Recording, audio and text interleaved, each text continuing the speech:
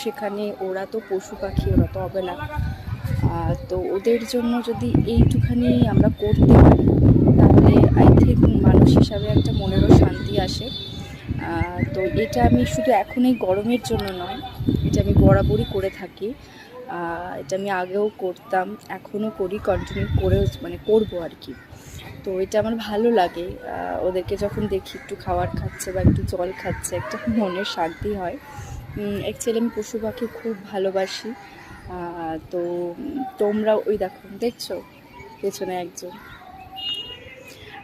তো তোমরাও যদি পারো এই গরমের মধ্যে একটু ওদের জন্য ছাদে জল বা একটু খাবার, যদি খাবারটা নাও পারো জলটা একটু রেখে যেও, তাহলে আশা করি ভালো লাগবে। তো ব্যাস এটাই বলার ছিল।